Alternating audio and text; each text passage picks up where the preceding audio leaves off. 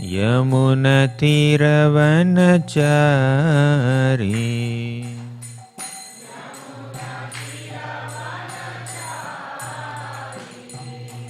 जय राधा माधव कुंज बिहारी गोपी जन वल्लभ गिरिवरधारी।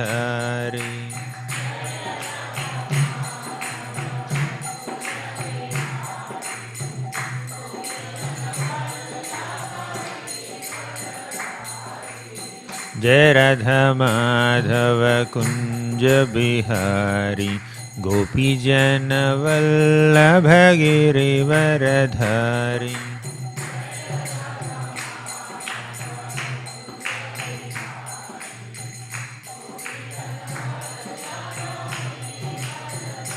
जय राधा वल्लभ राधा वल्लभ राधे।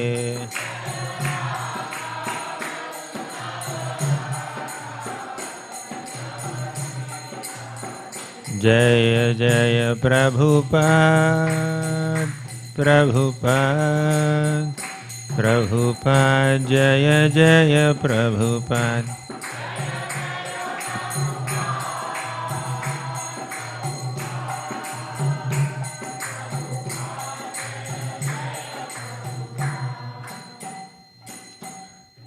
जय ओम विष्णुपाद परमहंस परिव्राजकाचार्य अष्टोत्तर शत Shrimad His Divine Grace Abhay Charana Bhaktivedanta Swami Prabhupada की जय। ओम विष्णुपाद परमहंस परिव्राजकाचार्य अष्टोत्तर शत श्रीमद् His Divine Grace भक्ति सिद्धांत सरस्वती ठाकुर प्रभुपाद की नामाचार्य श्रील हरिदास ठाकुर की।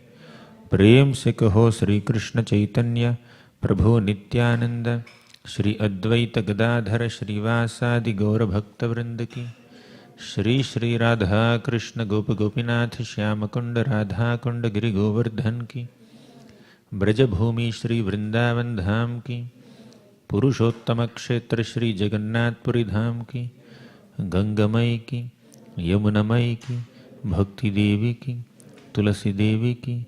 कलियुग पावन हरिनाम संकीर्तन की। हरे कृष्ण महामंत्र की। ग्रंथराज श्रीमद् भागवतम की।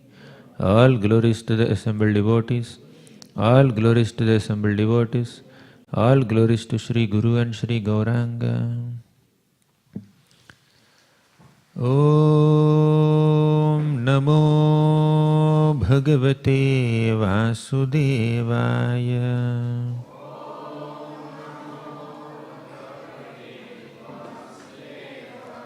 Om Namo Bhagavate Vasudevaya.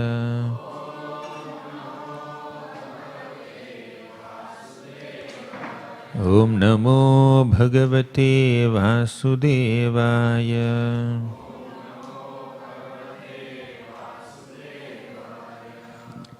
Reading from Śrīmad Bhāgavatam, Canto 8, Chapter 4, Text number 13. एवं विमोक्ष गजयूथपमब्जनाभ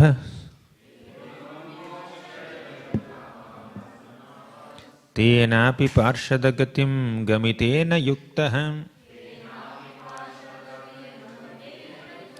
गन्धर्वसिद्धविबुधैरुपगीयमानः कर्माद्भुतं स्वभवनं गरुडासनोगात्। एवं विमोक्षगतयूथपमब्जनाभः तेनापि पार्षदगतिं गमितेन युक्तः गन्धर्वसिद्धविबुधैरुपगीयमानः कर्माद्भुतं स्वभवनं गरुडासनोगात्। एवं विमोक्ष्यगतयूथपमब्जनाभः तेनापि पार्षदगतिं गमितेन युक्तः गन्धर्वसिद्धविबुधैरुपगीयमानः Karmadbhutam svabhavanam garudasanogat.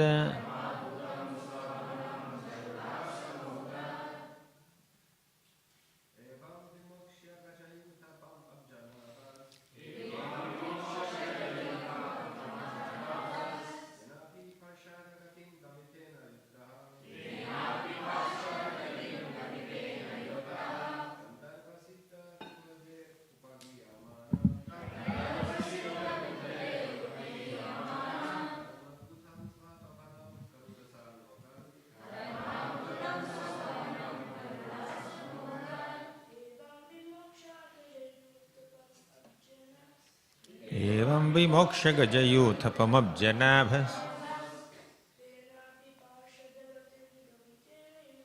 Tenapi parshadagatim gamitena yuktaham. Gandharva siddha vibudhair upagiyamana. Karmadbhutam svabhavanam.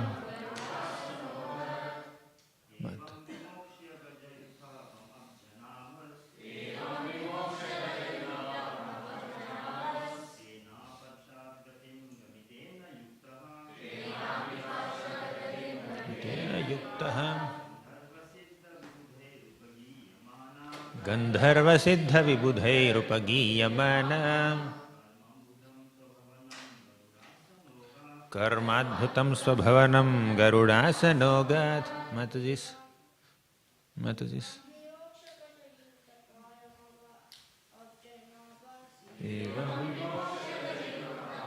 Janabha. Tenapi parshadagatim gamitena yuktaha. Gandharva siddha vibudhair upagiyamana.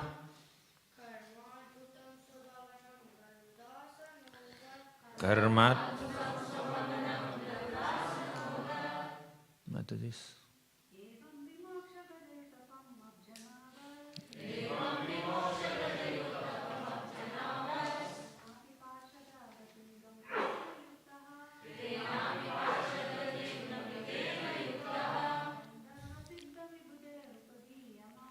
Gandharva siddha vibudhair upagiyamana. Karmadbhutam svabhavanam garudasanogat.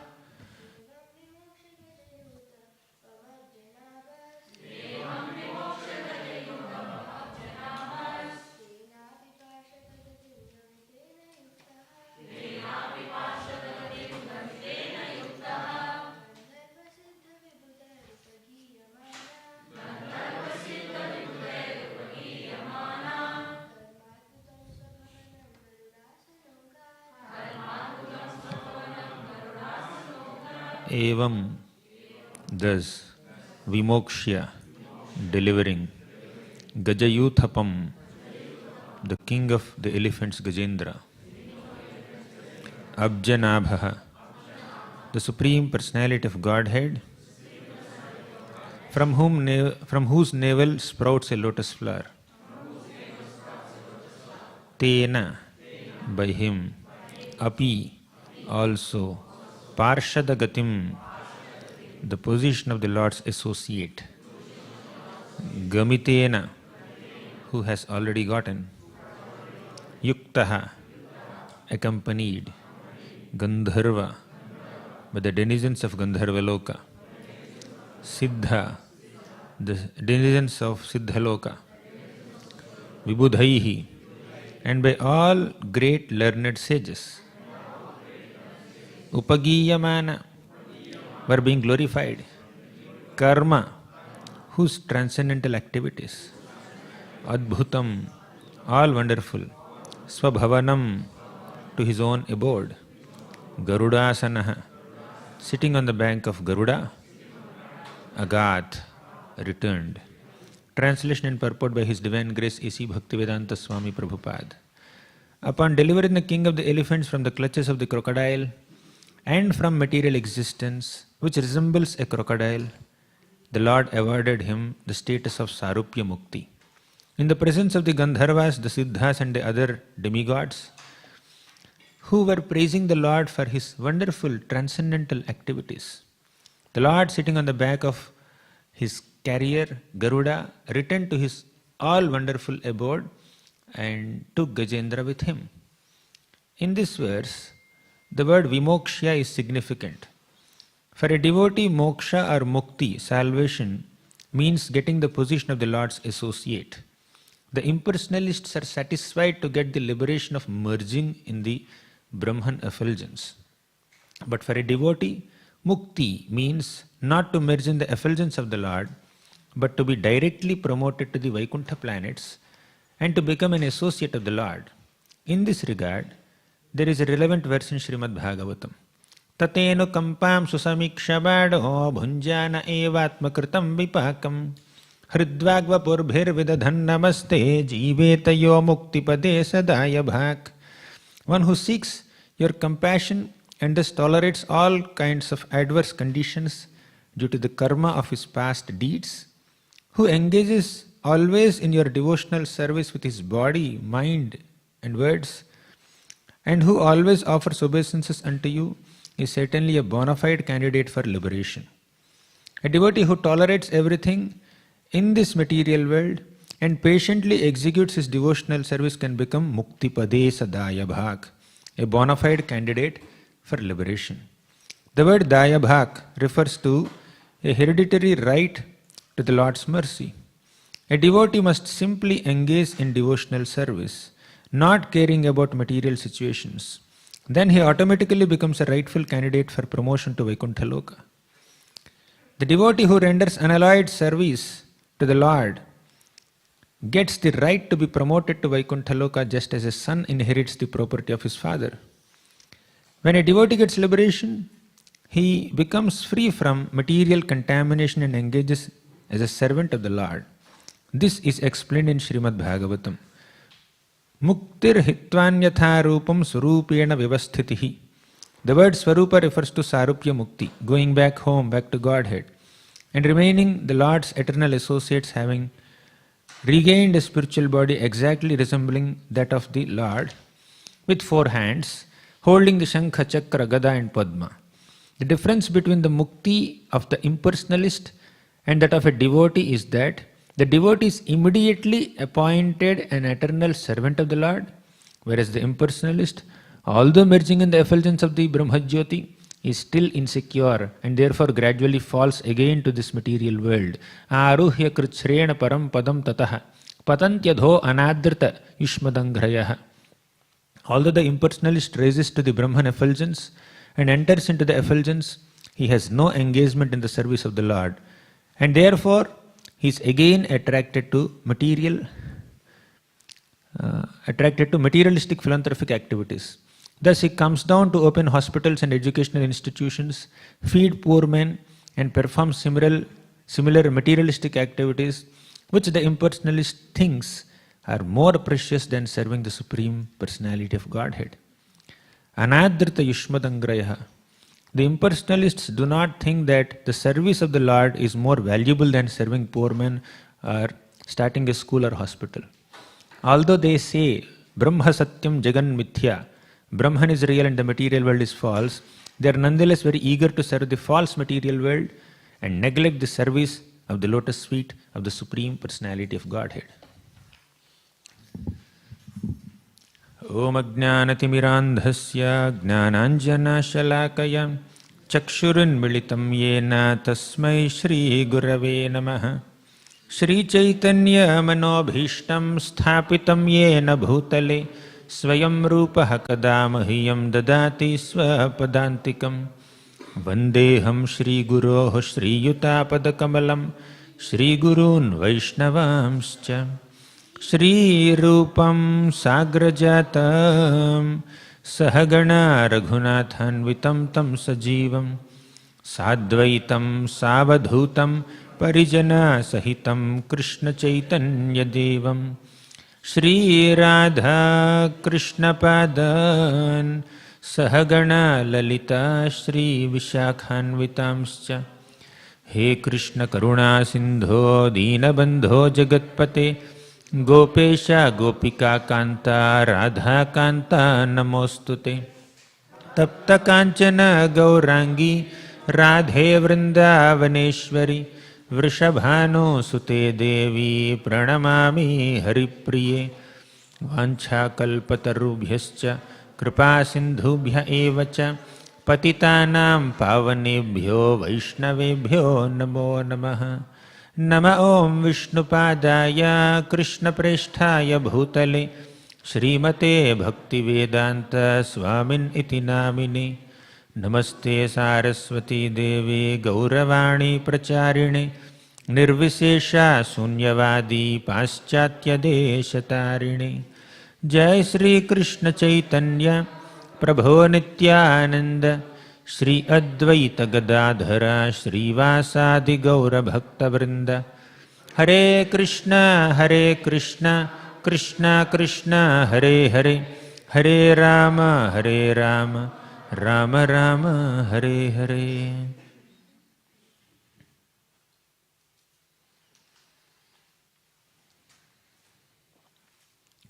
Hare Krishna. I welcome all the devotees for today's Bhagavatam discussion.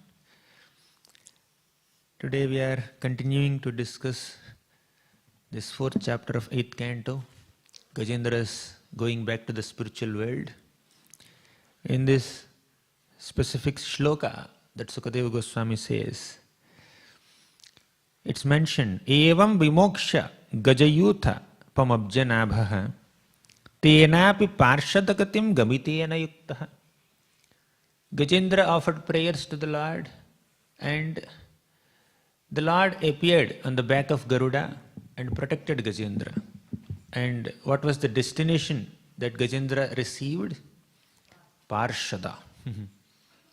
Parshada means Gajendra became an associate of the Supreme Lord. Gajendra got the opportunity to enter Vaikuntha Loka and attain Sarupya Mukti, means a liberation in which the devotee attains a similar form like the Lord. As Prabhupada writes in the purport, holding Shankha, Chakra, Gada, Padma, 4 hands, similar dark complexion. That's how Vishnudutas are so beautiful, as good as the Supreme Lord. So Gajendra got that kind of fortune. Tenapi parshadagatim gamitena yuttaha. And how did the Lord descend to protect Gajendra? It's mentioned, Gandharva Siddha Vibudhair Upagiyamana. Gandharvas, Siddhas, Vibudhas, they are all Upagiyamana, they are offering prayers to the Lord. Initially, when Gajendra was struggling in pain, when the crocodile caught his leg, Gajendra was neglected by all these Gandharva Siddha Vibudhaihi. All these great Devatas and Gandharvas and Siddhas, although they had the ability to protect Gajendra, none of them came forward to save Gajendra. They thought that this Gajendra never requested us to protect him. Gajendra remembered some prayer in his past life and offered that prayer, which is basically a glorification of the Supreme Lord. Om Namo Bhagavate Tasmai Yata Etacchedatmakam Purushaya Adi Bijaya. So like that, Gajendra was glorifying the qualities of the Supreme Lord Hare. And in one of those prayers, Gajendra even said that, O Lord, of whom all the smaller gods are parts and parcels. You are the source of all the smaller gods who manage the affairs of this material universe. And the Devatas felt little offended, felt little hurt. Gajendra never offered prayers to us. On top of it, Gajendra kind of belittled us, minimized our position, calling that we are smaller gods, minor gods. Indra, Chandra, Varuna, Vayu, all these people thought that, hey, of course, that is a fact. It is the Supreme Lord Vishnu who appoints all these Devatas. And the Devatas keep changing their positions also. Within one day of Lord Brahma, there are 14 Manvantaras. And in each Manvantara, different set of Devatas rule. Means the universal government changes 14 times within one day of Brahma. 14 sets of devatas, 14 sets of saptarshis, 14 indras, 14 manus, 14 manuputras. So like that, the government, universal government changes. But these devatas felt that he kind of belittled us. He called us minor gods. Although it is a fact. Sometimes we kind of minimize our own position, saying that I am fallen, I am like this, I am fool. But if someone else says that we are fool, we get offended. Right? We may describe our position low, but if someone else says the same thing, we get little uncomfortable or offended. Here the devatas felt that Gajendra never called us, first point. He even called us minor gods, second point. And the Supreme Lord Hare, whom he is calling, whose qualities he is describing, he is not so easy to be pleased.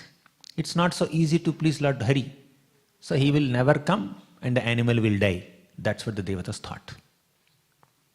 But before even they completed the thought, they saw Lord Vishnu descending on the back of Garuda. See this last line? Karmadbhutam svabhavanam garudasanosat. Means the Lord sitting on the back of Garuda, he descended on this planet, descended from his planet to this Trikota mountain region, trying to protect Gajendra. So as the Lord was descending, the devatas felt, my God, we have committed such a great offense. To think that Krishna doesn't protect his devotees is the greatest offense. Krishna always protects his devotees. Bhakta paya bhujanga garudamani trailokya rakshamani gopi lochana chatakam budamani saundarya mudramani yah kantamani rukmini ghanakucha dvandvaika bhoshamani Shreyo devashikhamanir no Gopala chodamani Bhakta paya bhujanga garudamani. Whenever a devotee is in difficulty, wherever the devotee is in the three worlds, the Lord comes. He appears like a blue sapphire, blue gem, mani on the back of this golden mountain like Garuda.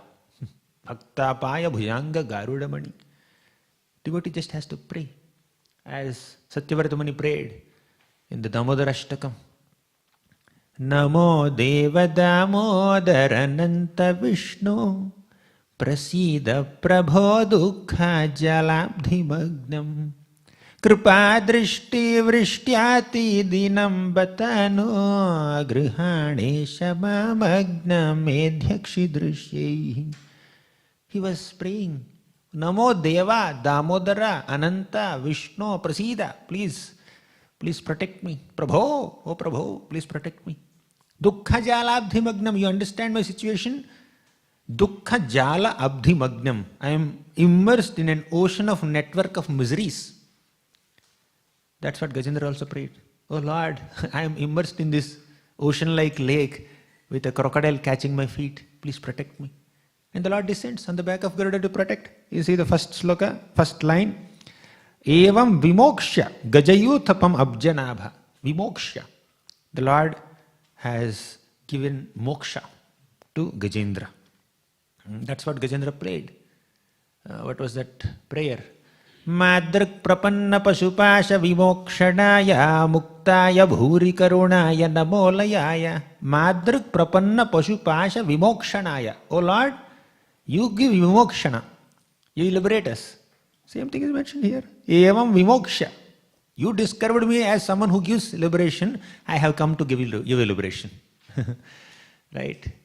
When we approach the Lord having certain understanding about the Lord's personality, the Lord will also reciprocate with us in a similar way. We daily say, Govindam Adi Purusham Tam Aham Bhajami. And the Lord says, Yethamam prapadyante tamstataiva bhajami aham. You say aham bhajami, he will say bhajami aham. Same thing. The way you approach the Lord will reciprocate with our devotion. Right? And Gajendra said, Vimokshanaya, Muktaya Bhuri Karunaya Namo Alayaya. Oh Lord, you are extremely merciful.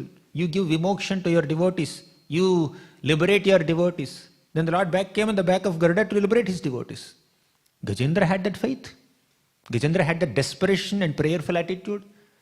But the devatas, all these Gandharva Siddha Vibudhaihi, they didn't have sufficient trust in the Lord. They were thinking that Lord doesn't come so easily. Of course, they have their own logic. It's not so easy to please the Lord. The Lord may not come for that small things. But the Lord came on the back of Garuda to protect Gajendra. And the devatas felt that, my God, we thought that the Lord would not come to protect Gajendra, but he came. Means we have committed a great offense. We have committed a great offense unto the lotus feet of the Lord by thinking that he wouldn't protect his devotees. So to mitigate our offense, to nullify our offense, we also have to accompany the Lord and offer prayers to the Lord. As the Lord was descending on the back of Garuda, all these Gandharvas, Siddhas, Vibudhas, Charanas, all the devatas also descended on their particular carriers along with the Lord offering prayers. Here, Gajendra was offering prayers, offering a lotus flower, picking up that lotus flower from the lake. So Gajendra is offering prayers from bottom, and the Lord is descending from top, and he's surrounded by so many great devatas who are also offering prayers, multiple prayers. Gajendra's prayers, devatas' prayers. That's how the Lord came to protect Gajendra. Probably if some devata had shown some kindness on Gajendra and came and protected, we would have missed this scene. To protect Gajendra, not only the Lord came, hundreds and thousands of Vibudhas, Devatas, Gandharvas, Siddhas, Charanas also descended. That's how the Lord gives so much importance to protecting one devotee. Every devotee is a VIP for the Lord. Yesterday evening we were discussing, when we agree to act as an instrument in Krishna's will, Krishna becomes so excited to act as an instrument in your desire.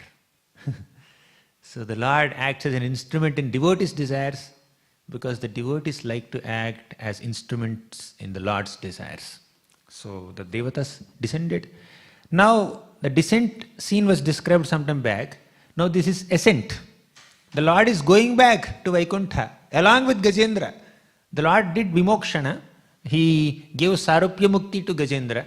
The Lord released his Sudarshan Chakra and beheaded this crocodile. And the Lord held the trunk of Gajendra and then pulled him out of the water. And by the divine touch, the transcendental touch of the Supreme Lord Vishnu, Gajendra got transformed into a Vishnu Parshada, a form that is similar to the Lord, with dark complexion, with hands, 4 hands holding Shankha Chakra Gada Padma. That's what the Lord gave him Sarupya Mukti. And what happened to the crocodile? Even the crocodile was liberated. What was the qualification of the crocodile? To get the divine touch of Sudarshan Chakra of the Lord.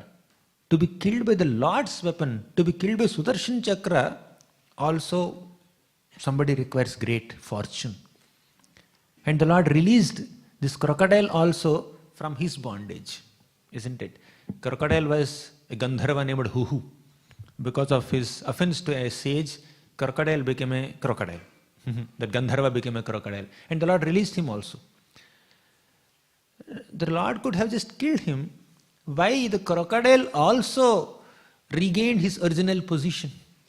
The reason is, crocodile held on to the lotus feet of Gajendra for 1000 years. Gajendra was a great devotee called Indradyumna Maharaj in his past life. Even though Indradyumna Maharaj became an elephant, and in elephant body he did not perform so much of devotional service.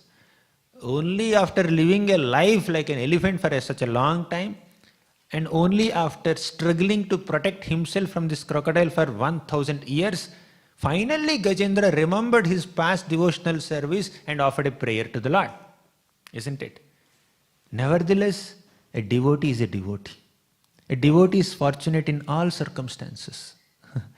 Even if a devotee becomes an animal, a bird, a monkey, or a bear, or a demon or an elephant. Devotee is devotee in all circumstances. Devotee is always fortunate. Gajendra was a devotee.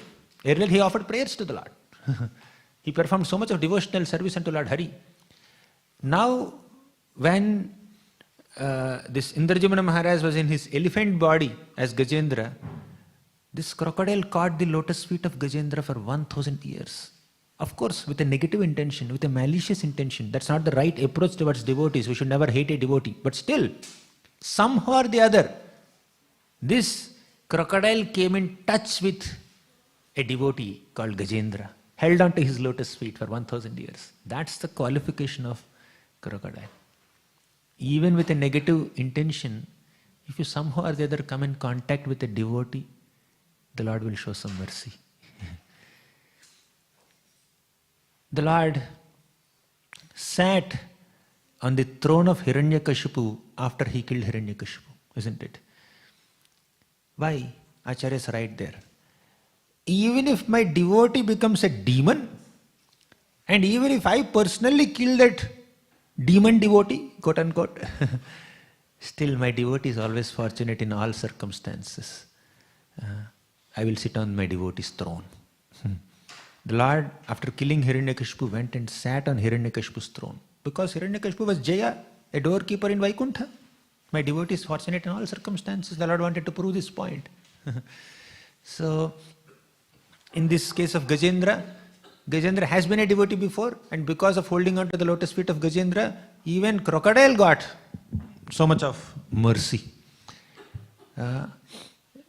When somebody, even with a negative intention, thinks about the Supreme Lord, the Lord is kind enough to give him liberation.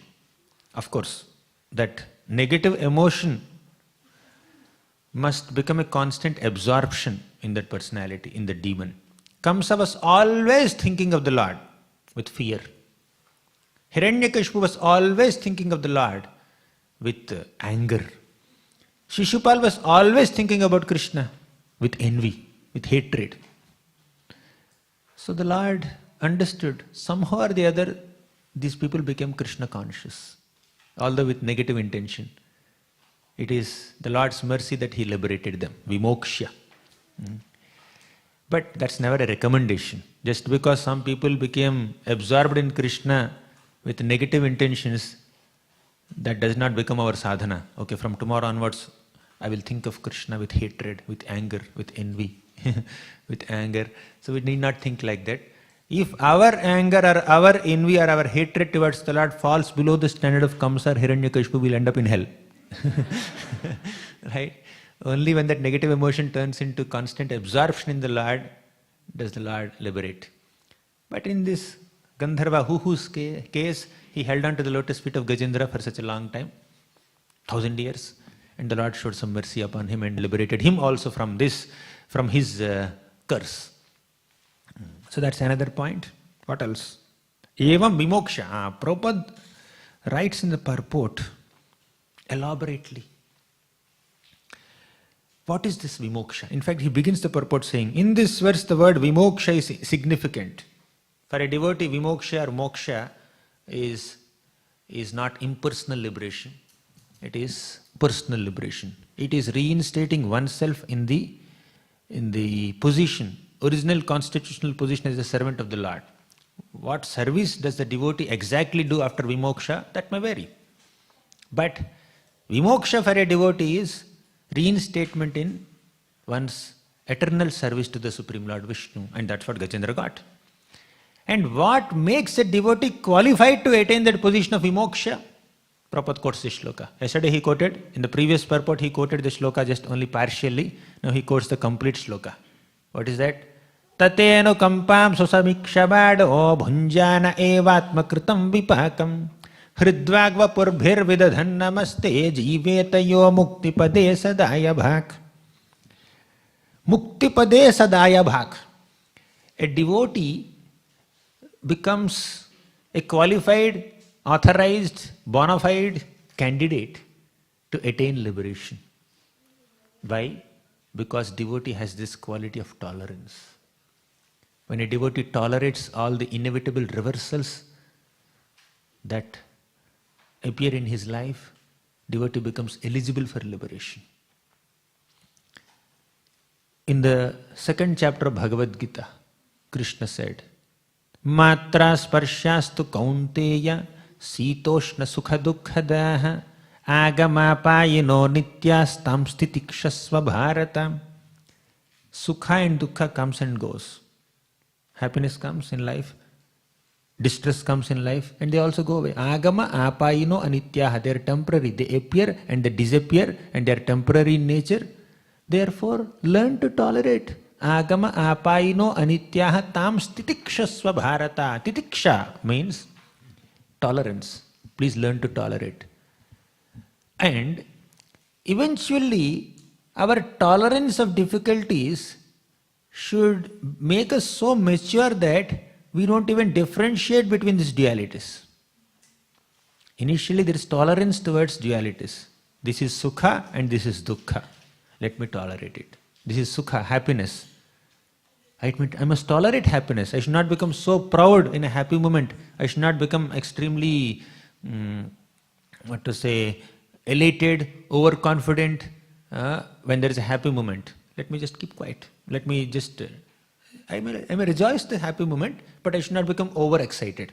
So, control your excitement in happy moments. Don't be overly jubilated. After all, it is material happiness.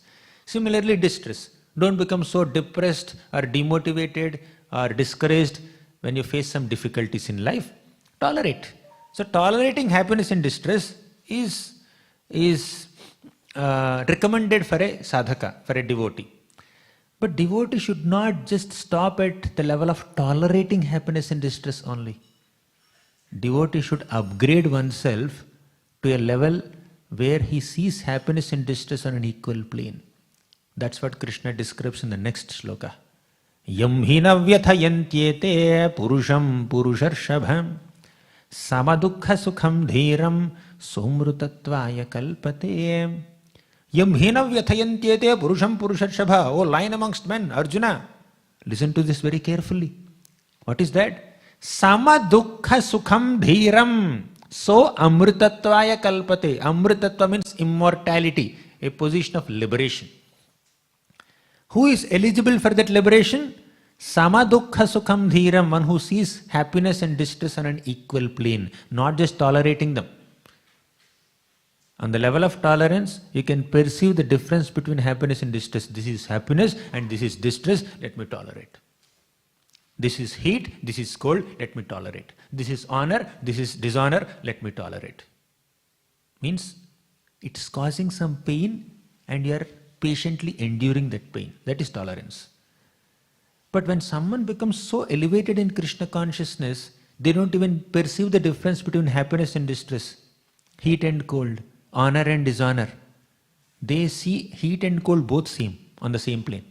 Samaloshrasma kanchanaha. Whether it is gold or a stone, both are same for me.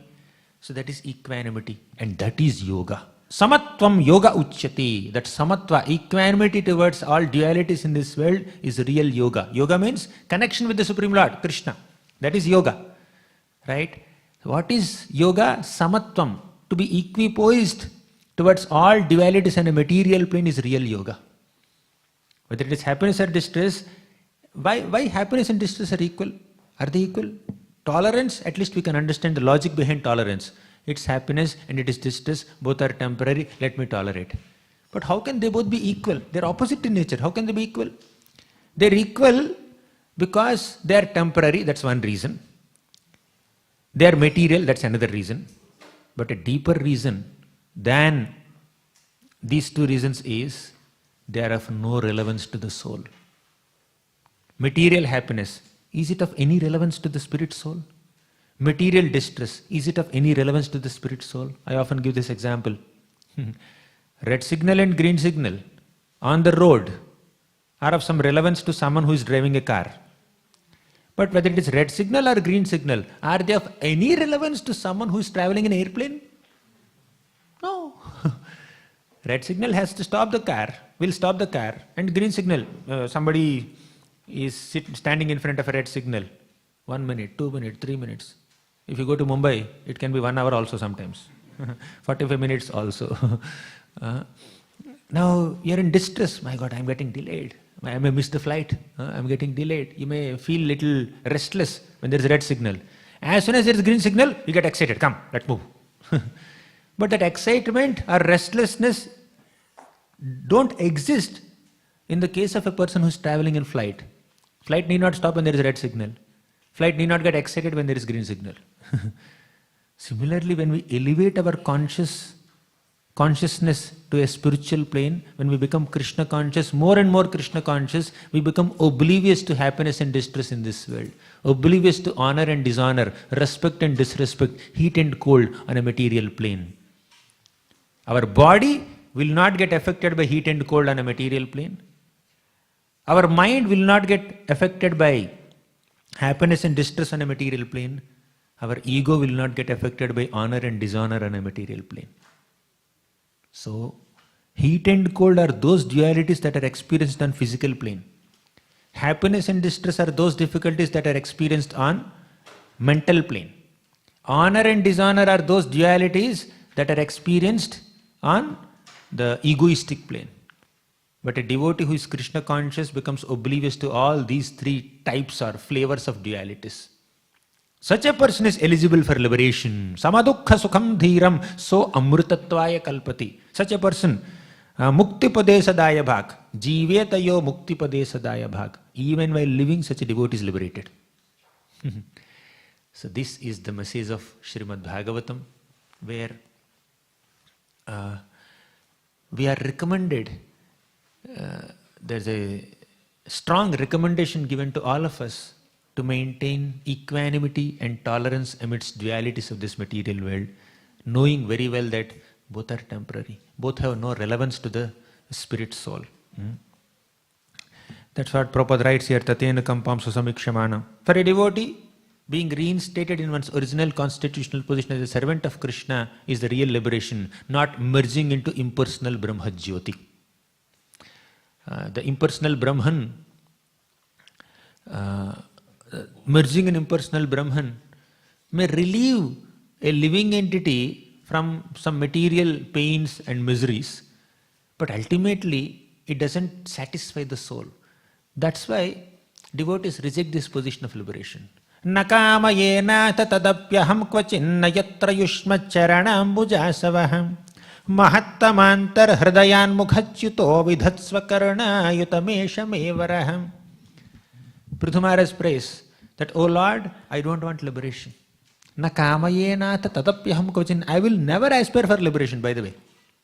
I don't want that position of merging into impersonal Brahman. No, I don't want. That's as good as entering hell.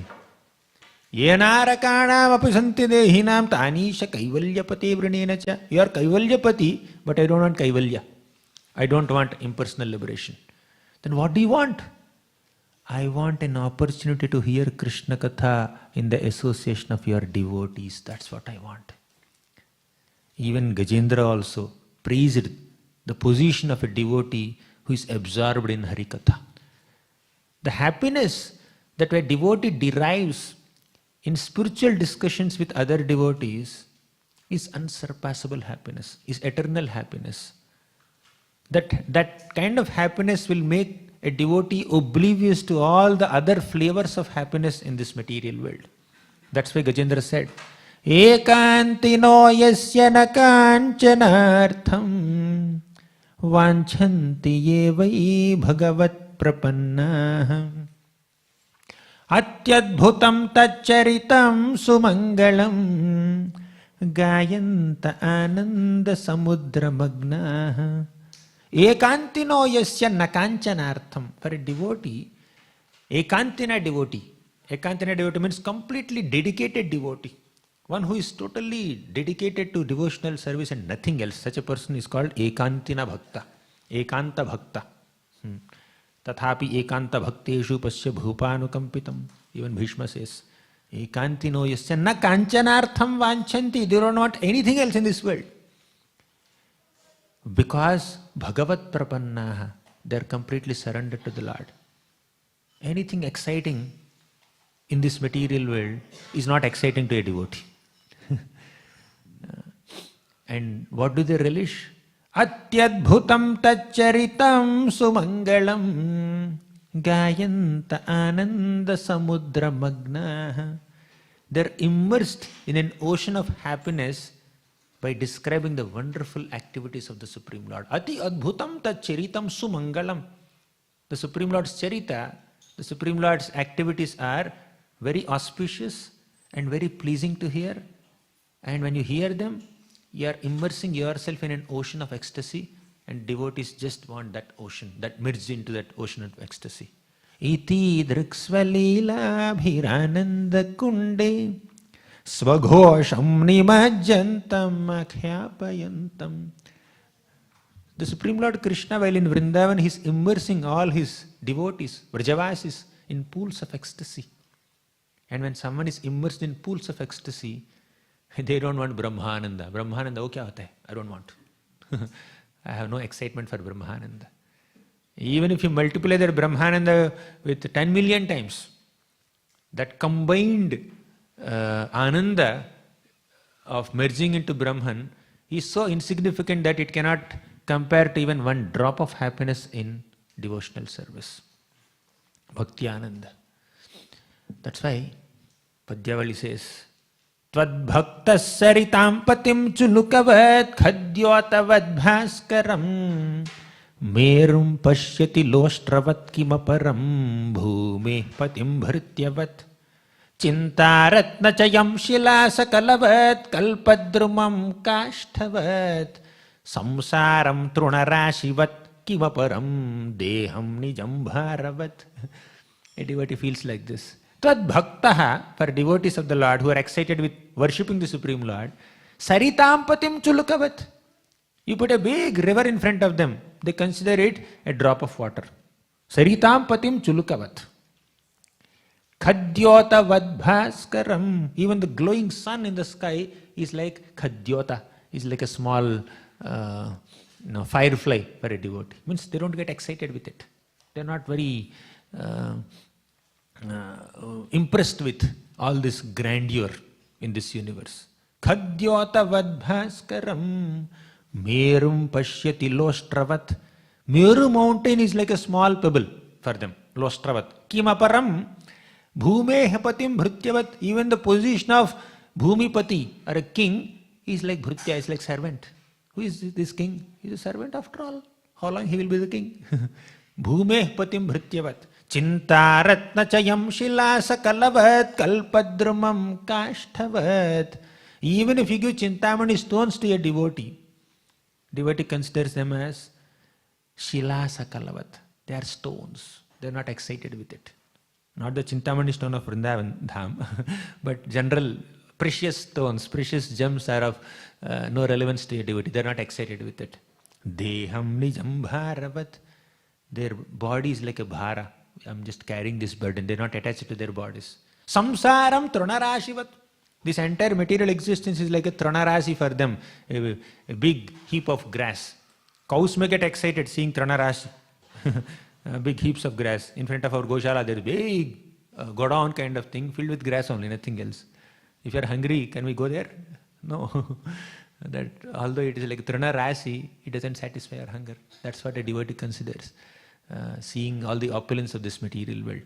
That's why Prabhupada writes in this purport, upon delivering the king of elephants from the clutches of crocodile and from material existence which resembles a crocodile. This material existence resembles a crocodile for a devotee. I'm not excited. There may be so much beauty and so much happiness in this world. All that beauty and happiness is of no relevance to the spirit soul. Devotee understands this. That's why Vritarasura also prays. Nanaka prishtham na cha parameshthyam na sarva bhaumam na rasadhipatyam na yoga siddhir apunar bhavam va samanjasatva virahaya kankshi. Nanaka prishtham na cha parameshthyam. Devotee doesn't aspire for an exalted position in the heavenly planets. Nanaka prishtham. Oh, is he excited with Brahma's position? Na cha parameshthyam. They are not excited with Brahma's position also. If you are not excited to become Indra, I will make you Brahma. No, I don't want, my dear sir. I don't want. Okay, are you excited with Bhumi? You want to be in the earthly plane only? You want to rule the entire Bhumandala? No! We don't want na Sarvabhaumam. Even if you make a Sarvabhauma, Samrat or Emperor of the entire Bhumandala, I am not excited with that position. Na Sarvabhaumam. Then are you interested in the lower planets? Na Rasadhipatyam. I don't want the lower planets also. Means all 14 planetary systems, any exalted position in all 14 planetary systems is eliminated by a devotee. Then somebody may ask a devotee, you don't want Brahma's position, you don't want Indra's position, you don't want the position of an earthly king, you don't want Rasadhipatyam, lower planets. Then are you excited to take some Ashtasiddhis, becoming greater than the greatest, smaller than the smallest, heavier than the heaviest, lighter than the lightest? You can grab anything from anywhere. You want that kind of siddhis so that you can travel freely in all 14 planetary systems instead of fixing yourself in one planet only. Na yoga siddhim. I don't want yoga siddhis also. Then what do you want? You want liberation from this material world? I don't want liberation also. Apunar bhavam va. I don't want liberation from this cycle of birth and death also. Then what do you want? Samanjasatva virahaya kankshi. Oh Lord, I'm in viraha. I'm in separation from you. What satisfies me is reinstatement in your eternal loving service. Nothing else. Even if you personally give me liberation, not just impersonal liberation, even if you give me personal liberation, I will not accept. If there is no seva. Salokya sarishti samipya aikatvam apyuta diyamanam na grahananti vinamat sevanam janaha. Even if the Lord personally offers a devotee salokya mukti, salokya means to be in the same planet as the Lord, Vaikuntha Loka. I don't want salokya mukti. Then you want samipya mukti. Samipya means to be staying right next to the Lord. Salokya means to stay as the same planet as the Lord. You are staying in the same planet like the Lord, but you may not be right next to the Lord. So I'll give Samipya Mukti. Samipya Mukti is better than Salokya Mukti. It's a higher liberation. I don't want that also. Then what do you want? You want Sarupya Mukti? Same form like me? No, I don't want that. You want Sarishti Mukti? Same opulence like me? Same powers like me? I don't want. Then you want impersonal liberation? Of course I don't want. Then what do you want? Seva. I want Seva. Salokya sarishti samupya sarupya aikatvam apyuta diyamanam na grahananti vinamat sevanam janaha. I want seva. I want to render eternal service unto you. Ashesha sanklesha shamam vidhatte gunanuvada shravanam murare kim va punastacharana ravinda paraga seva ratiratma labdham. Ashesha sanklesha shamam vidhatte. All the sankleshas, all the difficulties in this world are completely mitigated by hearing Krishna Katha. And one step ahead of Krishna Katha is service to Krishna. Kimva punasta charanaravinda paraga seva ratiratma labdha. If someone who hears about Krishna becomes so excited and so relieved from all material difficulties, what to speak of a person who is constantly engaged in rendering service to the lotus feet of the Lord? Bhagavatam exalts the position of being a servant of the Lord as the greatest privilege. Therefore, we should aspire to hear Harikatha, we should aspire to serve the Lord, and we need not aspire for liberation. Liberation is never there in the radar of a devotee. In the aspiration list, in the desire list of a devotee, wish list of a devotee, liberation is never there. Liberation has no place. That's what this shloka says. Many thoughts, very elaborate purport by Prabhupada, and beautiful shloka. 8:35, I think we'll conclude now. Last few minutes we can take some questions. Granthara Śrīmad Bhāgavatam ki jai, Srila Prabhupada ki jai. Any questions or comments? Yes, Prabhu.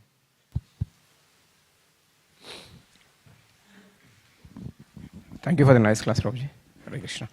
Prabhuji, you were talking about this Sarupya, Salokya, Samipya, but in this purport we have seen that Gajendra gets the form of the Lord. Yes. So was it the desire of Gajendra or was it the desire of the Lord that he should get so? The Lord gives. it's not that a devotee rejects these personal liberations. The devotee focuses on service to the Lord. Devotee says, I don't want these liberations if I don't get to serve you. If I have service through this liberation, of course I'll accept. It's not that devotee rejects liberation out of arrogance. He rejects liberation out of humility. Sarupya mukti. How can I accept the same form like the Lord? Lord is in a four-handed form, so beautiful, such wonderful complexion. How can I accept that form if I don't have service? I don't know. I want service. But if I have to accept that form to do a particular service, let me accept it. That's the point. How can I enjoy the same opulences like the Lord? How can I live in the same planet like the Lord? Just like an exalted devotee is there. He has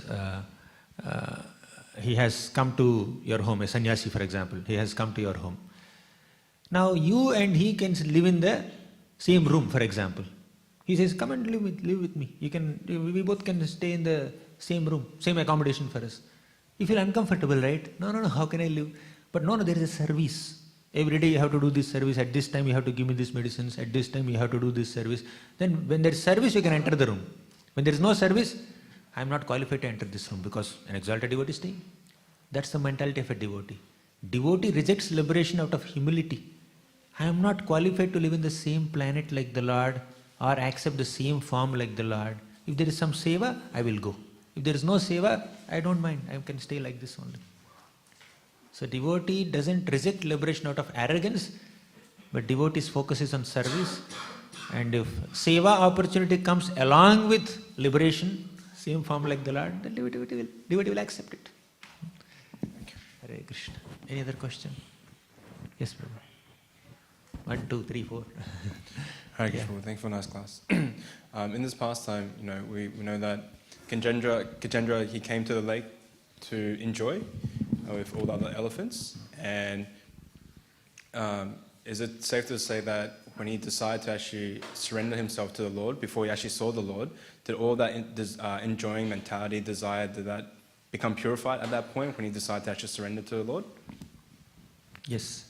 Complete surrender can manifest in a devotee only when a devotee is completely devoid of any taste for enjoyment in this world.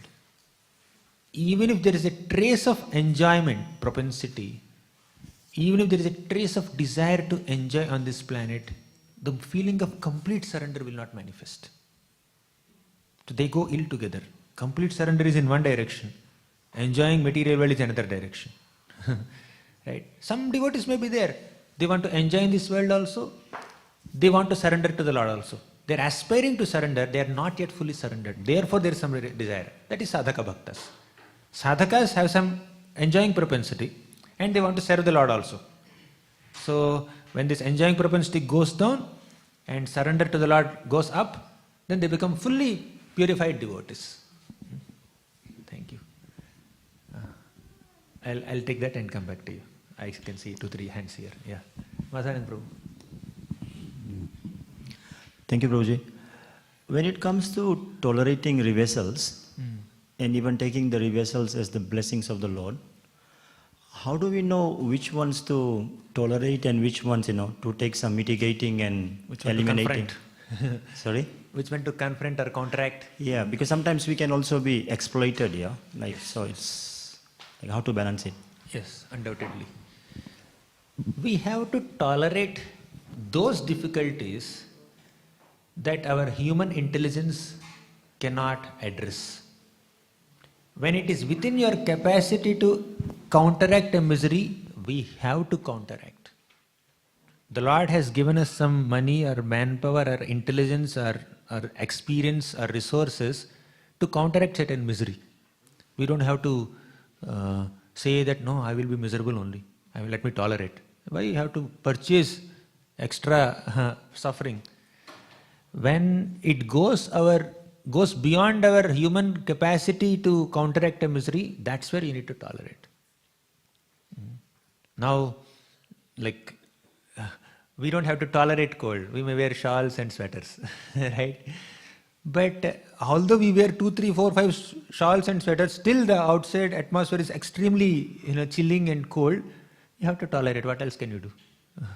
We cannot change the climate. But as far as we can counteract the difficulty, we have to counteract. Just like Vasudeva, he tried to protect Devaki Mata. He understands confronting with Kamsa is not a small thing. I don't have the ability to fight with Kamsa. But still, let me try to negotiate with him. If not physical fight, let me just try to convince him with my verbal arguments or logic or philosophy or sweet words. He tried his best. Finally, he managed to protect Devaki Mata. Although he failed to protect his sons, but he managed to protect Devaki. So that much effort we have to put. As far as humanly possible, we have to counteract misery, undoubtedly. But when it goes beyond our human capabilities, surrender to the situation. Surrender to the Lord and surrender to the situation. Thank you. Yes. 2, 3. Yeah. Savior.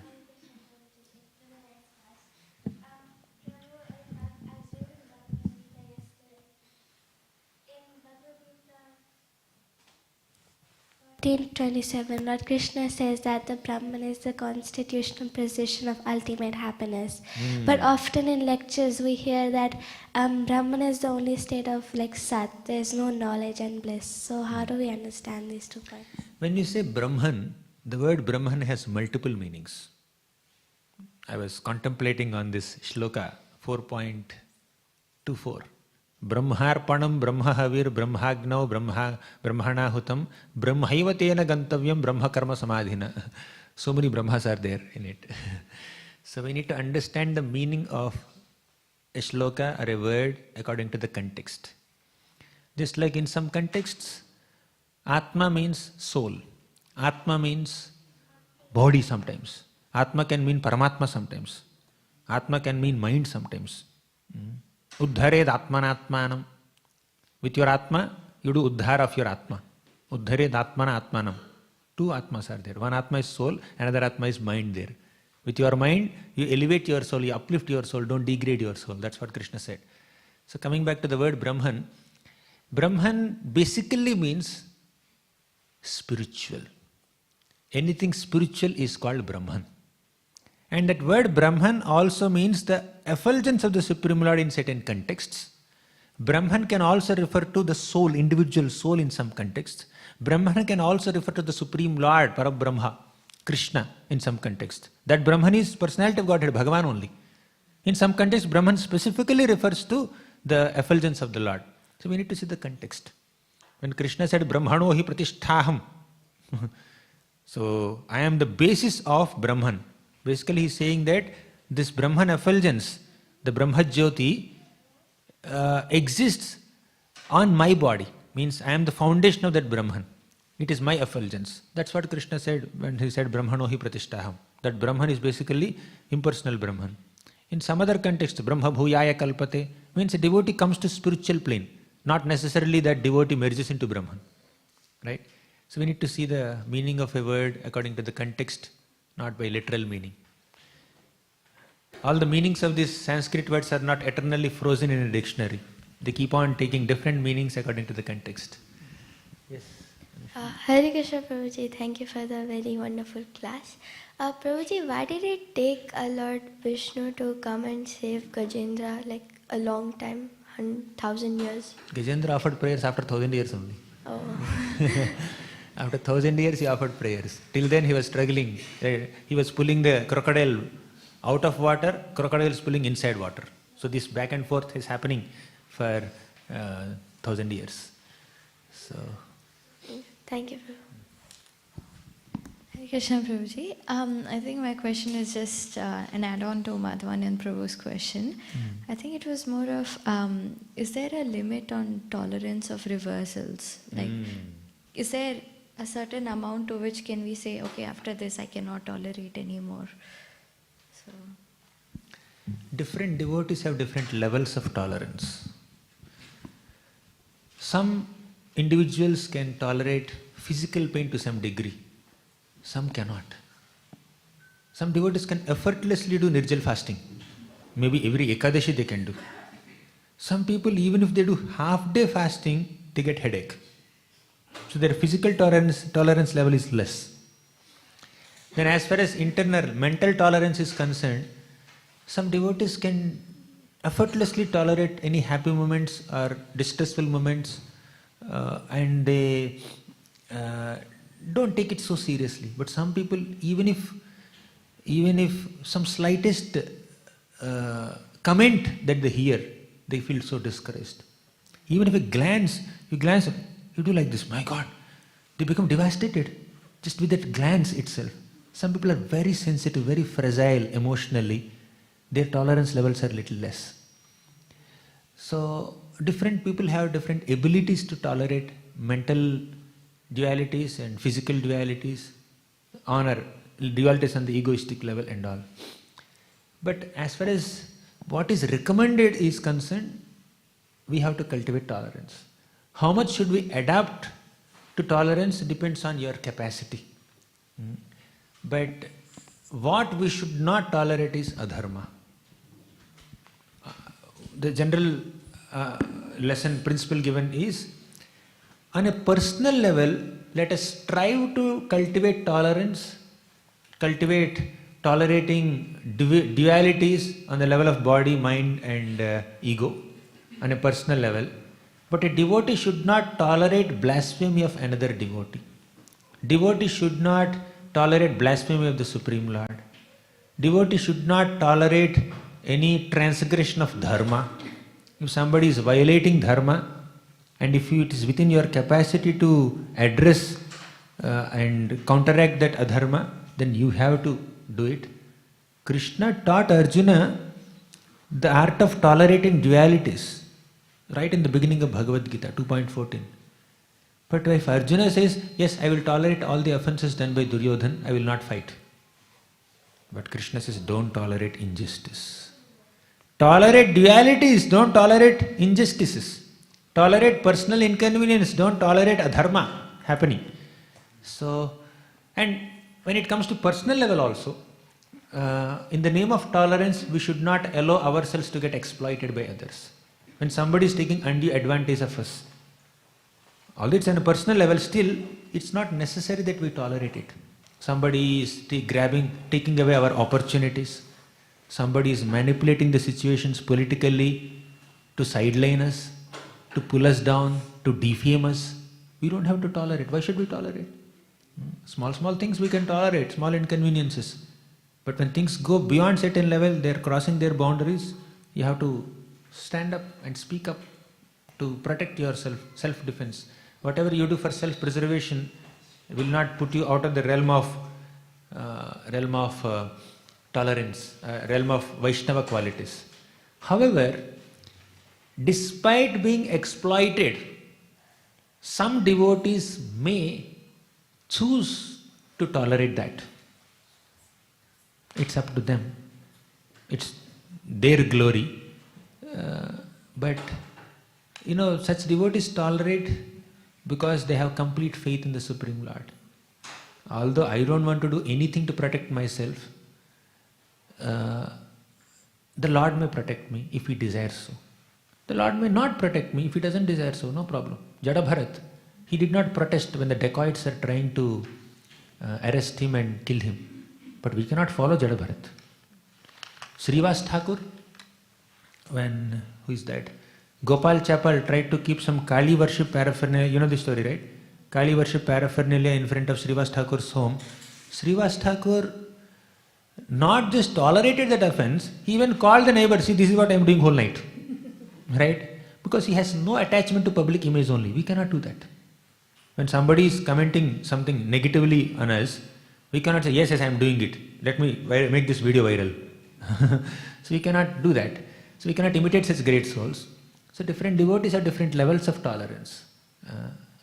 Ultimately, we respond to a situation according to our maturity levels.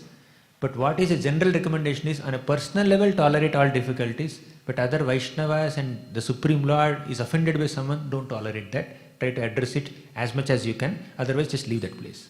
That's what is mentioned. Does it make sense? Okay, it's 8:50. We'll conclude. Thank you very much. Granthara Śrīmad Bhāgavatam ki jai, Srila Prabhupada ki jai.